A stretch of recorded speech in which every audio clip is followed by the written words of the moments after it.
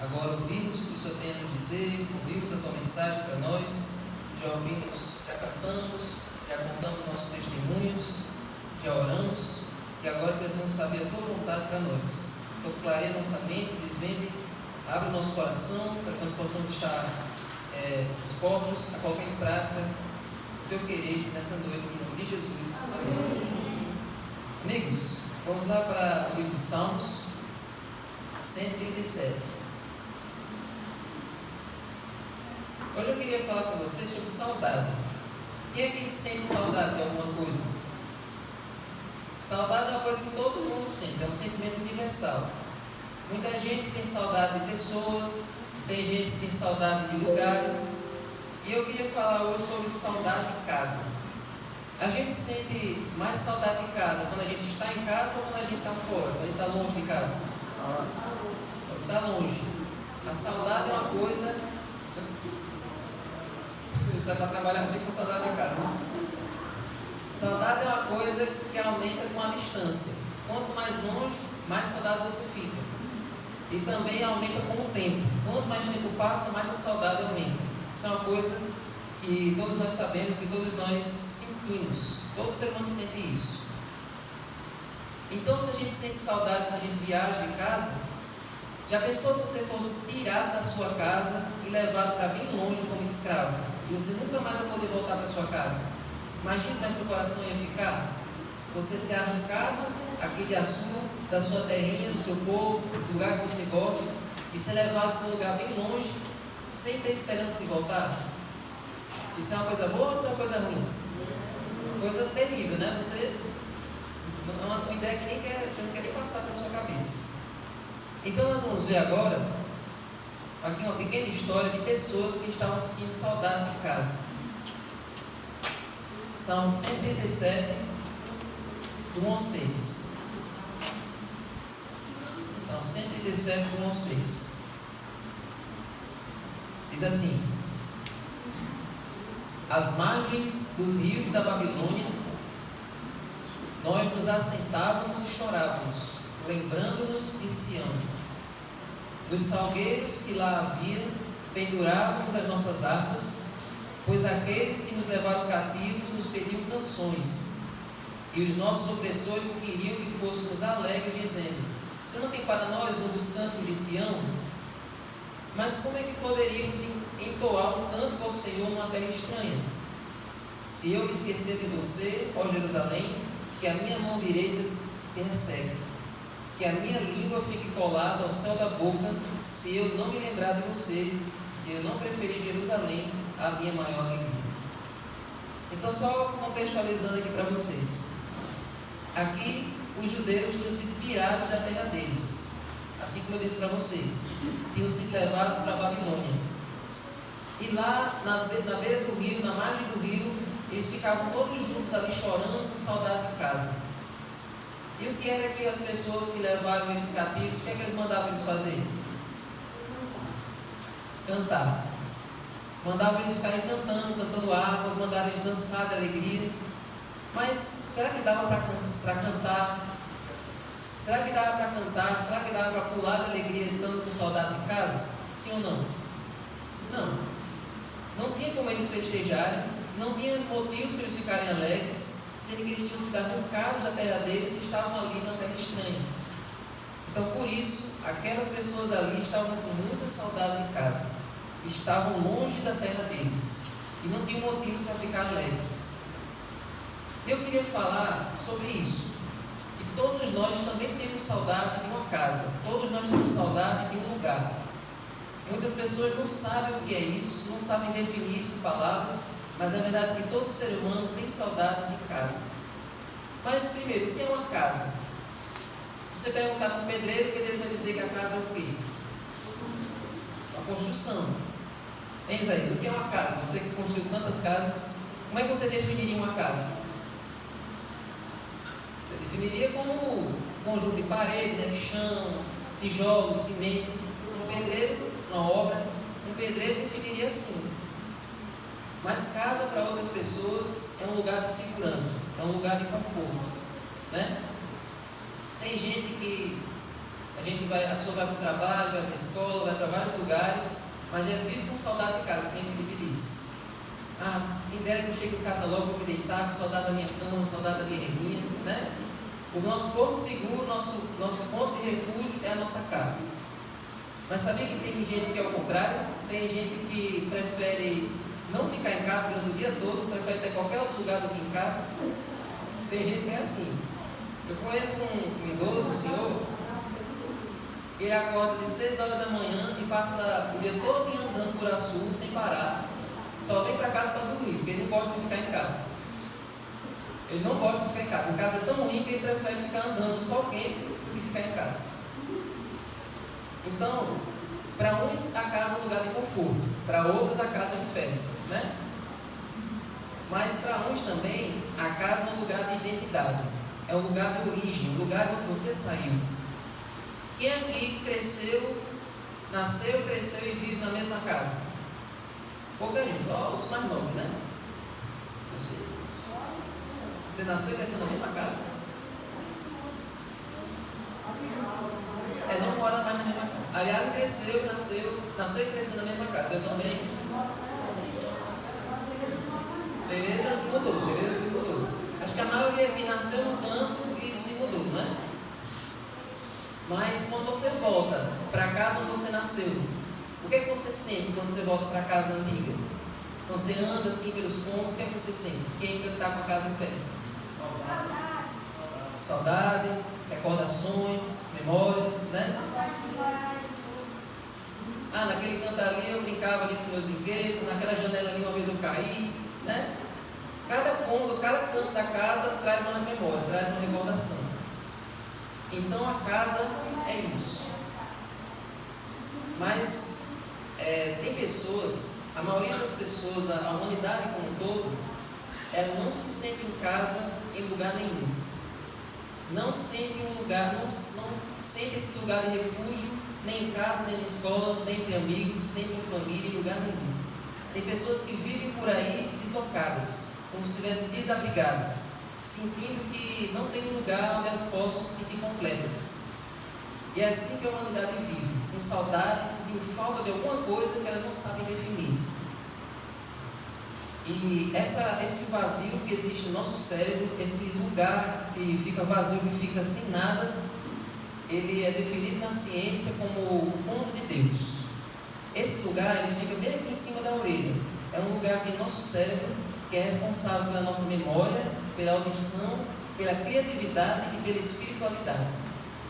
Esse lugar ele já nasce vazio. Quando a gente nasce, esse lugar já nasce assim, já fica vazio, esperando apenas que o dono desse lugar venha ocupar.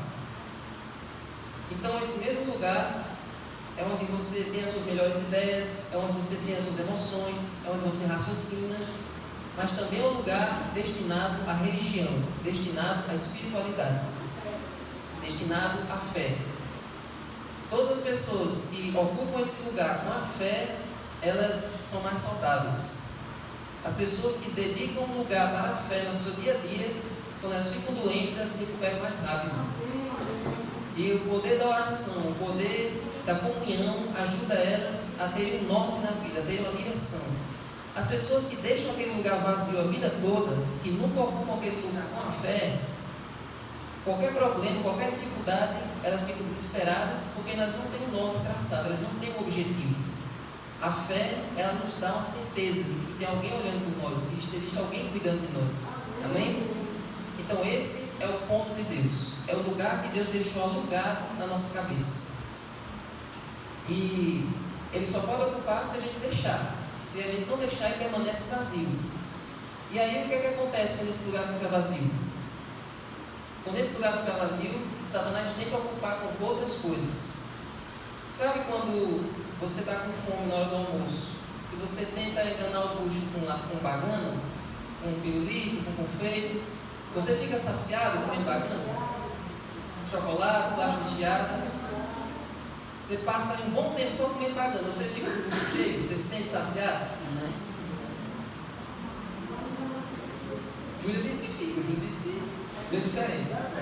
Tem que comer. Mas mesmo assim, daqui a pouco você está com fome, né? sempre falta substância, sempre falta aquela comida que deixa você realmente, falta os nutrientes. Então, o que é que Satanás faz?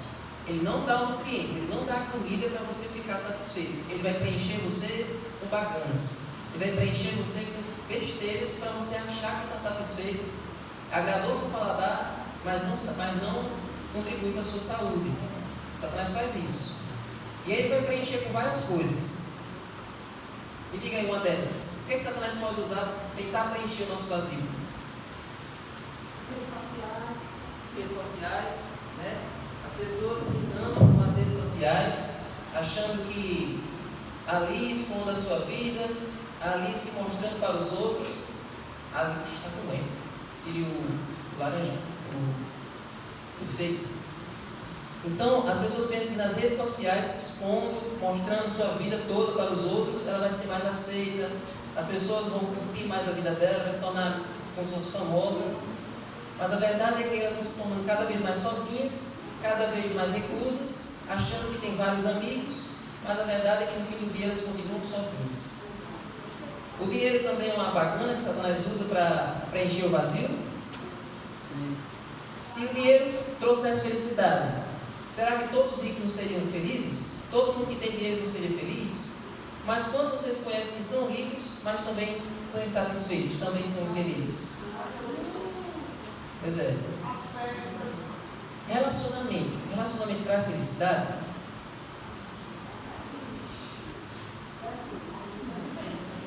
Prazeres.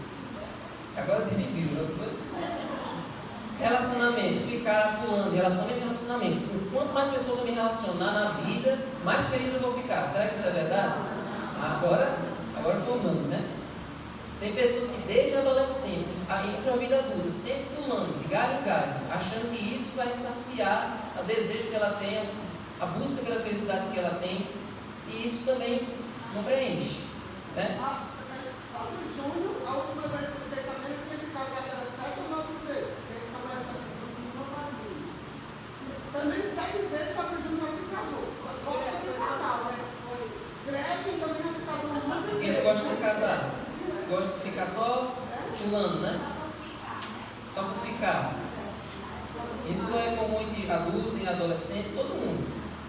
Acha que de relacionamento, um dia ela vai achar aquela pessoa perfeita, a pessoa ideal, mas acaba que aquele nunca vai se concretizar. Poder, status, também traz felicidade? Vocês devem conhecer histórias de pessoas, os mafiosos, os gangsters, né, que eles tentam crescer na vida, passando por cima dos outros. Eles fazem uma aliança, depois traem aquela pessoa e cresce. Faz uma aliança, passa aquela pessoa para trás e vai crescendo. Aí quando chega lá no topo, eles pensam que estão satisfeitos e no final da conta eles estão sozinhos, não tem mais ninguém para apoiar eles, porque todo mundo que gostava deles, eles foram passando para trás, foram traindo, deixando para lá. Eu falei assim, mas políticos, pessoas que tentam crescer pisando em cima dos outros, também não têm felicidade. Enfim, tem muitas outras formas, vícios, e assim por diante. Baganas que Satanás vai colocando para fazer você achar que está satisfeito. Mas o que é que preenche de verdade aquele espaço que já nasce com a gente, aquele espaço que vem junto com a gente, que nasce vazio e que precisa ser preenchido? Eclesiastes 3:11.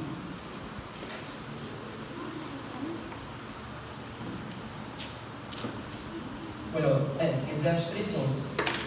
Você abre no meio da Bíblia, tem Salmos, Provérbios, Eclesiastes.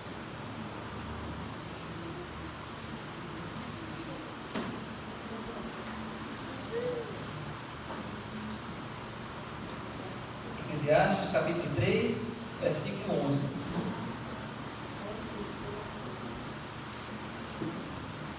Salmos, Provérbios e Eclesiastes.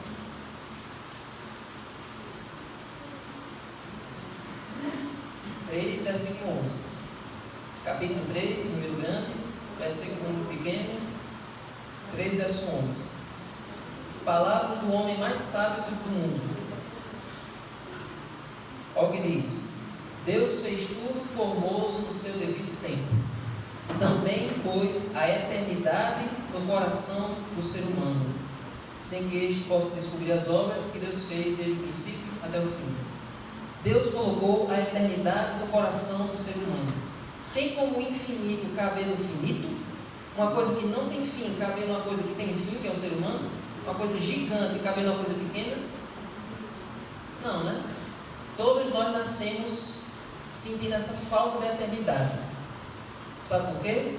Porque todos nós fomos criados para sermos eternos, para a gente viver para sempre. Quando Deus criou o ser humano, Adão e Eva, Deus criou naquele dia e era para existir para sempre. E aí veio o pecado e deu origem à morte. Então é como se a eternidade fosse um fio longo e a vida do ser humano, ela começou aqui e era para ter continuado para sempre. Aí o pecado fez o quê? Ele cortou. Tem um início e agora tem um fim. E a vida de todo mundo aqui, a vida de cada um de nós é esse fio que é cortado, esse pedaço de tira que é cortado. Do fio da eternidade. Está aqui o fio que é infinito, não tem começo nem fim, e nossa vida é isso. Cortou, está aqui a nossa vida. É só uma tira, é só um pedacinho da eternidade. Mas sabe qual é o desejo de Deus? É pegar essa tira que é a nossa vida e amarrar de novo na tira da eternidade. Para que a gente volte a ser infinito, a gente volte a ser eterno, assim como Deus queria no começo. Então, gente, o desejo de Deus é esse.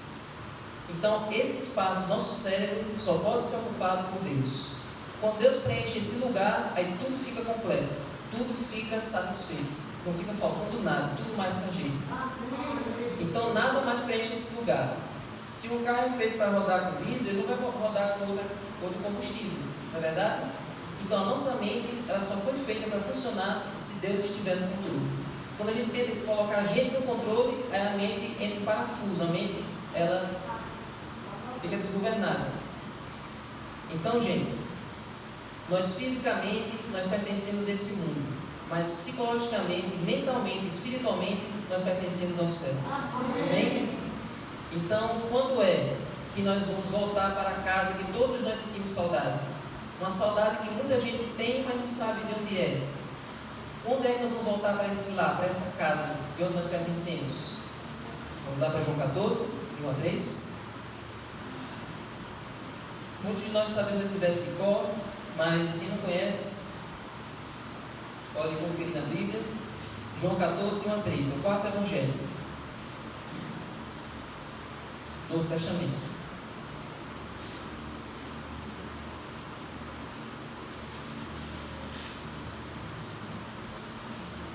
João capítulo 14, versos 1 a 3.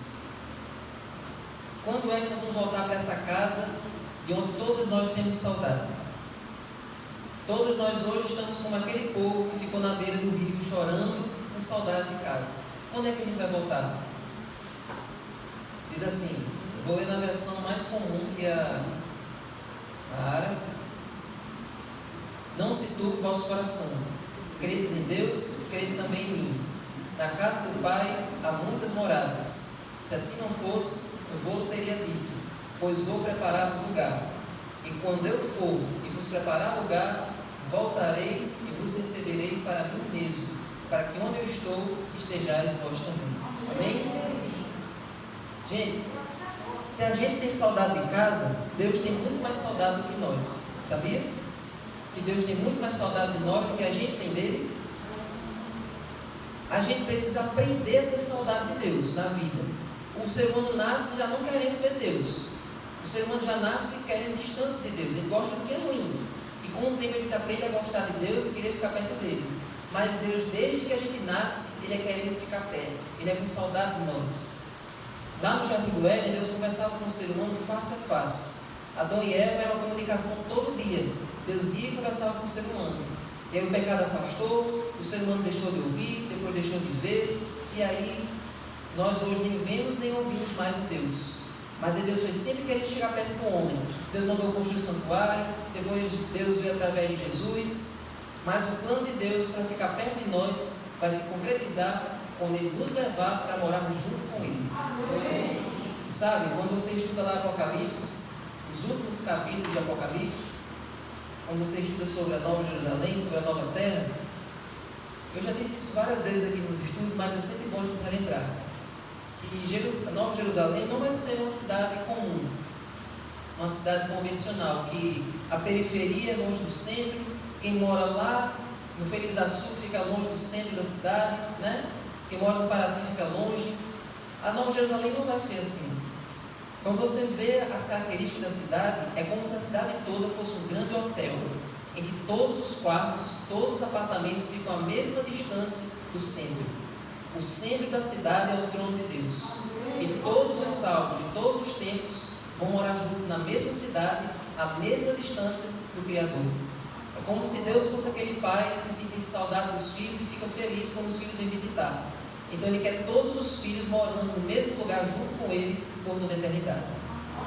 E é nesse dia em que o nosso fio, que é pequeno, vai ser amarrado de novo no fio da eternidade.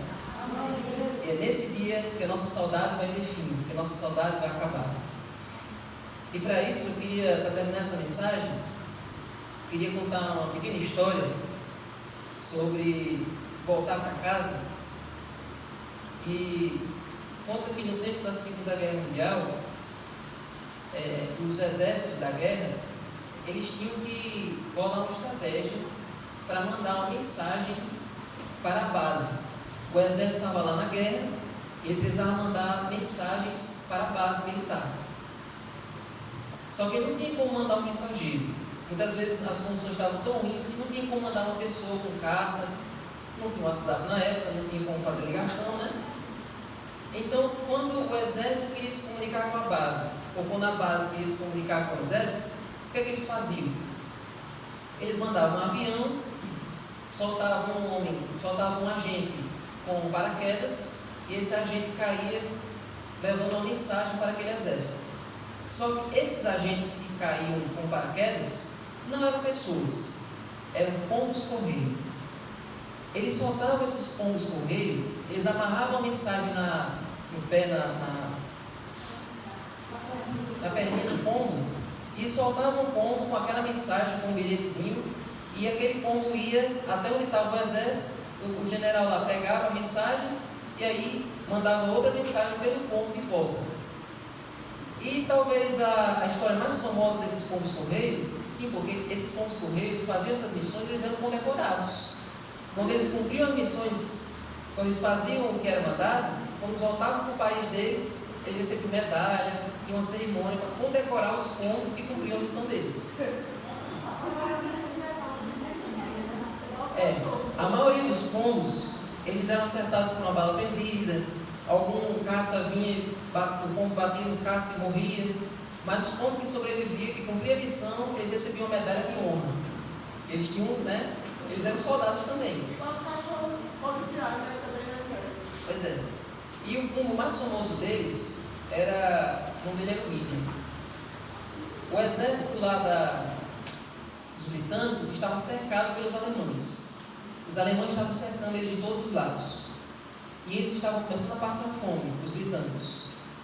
E não tinha como mandar mensagem, não tinha telégrafo, não tinha carta, não tinha como mandar mensageiro. E eles precisavam de reforço, precisavam que o exército deles mandasse ajuda para libertar eles ali do cerco dos alemães. Aí, como não tinha como mandar mensagem, eles lembraram dos pombos. Vamos mandar um pombo? Aí eles pegaram esse pombo, o nome dele era William, amarraram a mensagem e mandaram ele de volta, com a mensagem lá para a base britânica. E esse pombo, gente, ele voou 420 quilômetros em 4 horas e meia. Ele foi de cacete, 420 quilômetros carregando aquela mensagem. Agora, olha a coragem desses pombos, porque a gente olha assim, mas já pensou você ter que voar por cima da guerra? Tudo se acabando lá embaixo, as pessoas sendo dilaceradas, a bomba, os tiros, fogo cruzado, e você tem que voar reto por cima da guerra, sem poder olhar para baixo. E se você olhar para baixo, você vai se distrair, vai cair, vai se perder. Você tem que ficar sempre olhando para o horizonte. O horizonte estava escuro, estava cheio de fumaça, podia ser que aparecesse um avião do nada, batesse em você, mas você tem que sempre voar olhando reto, sem olhar para baixo, para não cair. E o pombo ia, e ele sabia o caminho de casa. Você podia soltar o pombo de onde fosse, que ele sabia encontrar o caminho para voltar para o ninho dele. E o pombo saía por cima da guerra e chegava lá no ninho dele, e quando ele chegava, os soldados pegavam a mensagem e pediam. Mas essas histórias desses pombos são sensacionais. eles sabiam o caminho para voltar para casa. Mas hoje existem muitos pombos que não querem voltar para casa. Tem muitos pombos que começaram a se acostumar com o ambiente da guerra, começaram a achar por algum motivo que o lugar da guerra é um ambiente confortável e não querem voltar para casa, não querem voltar para o ninho. Os pombos humanos que a gente conhece hoje, muitos não sentem vontade de voltar para casa. Mas Deus está lá, como o pai do filho pródigo. Todo dia Deus fica lá na porta, sentado, esperando o pombo voltar, esperando esses pombos voltarem para o lugar de origem. E para isso, é preciso que nós possamos sentir saudade. Se desapegue das coisas daqui. Deixe de gostar das coisas desse mundo. Aprenda a gostar das coisas do céu. A cada dia a sua saudade do lar vai aumentando e um dia Deus vai levar você para morar junto com Ele. Amém? Agora nós vamos ouvir uma música. Enquanto você ouve essa música, vamos refletir nessa casa que Deus está preparando para nós, nesse lar que todos nós pertencemos e que um dia todos nós vamos voltar para Ele. Esse é o nosso lugar de origem. Esse é o lugar que nós pertencemos.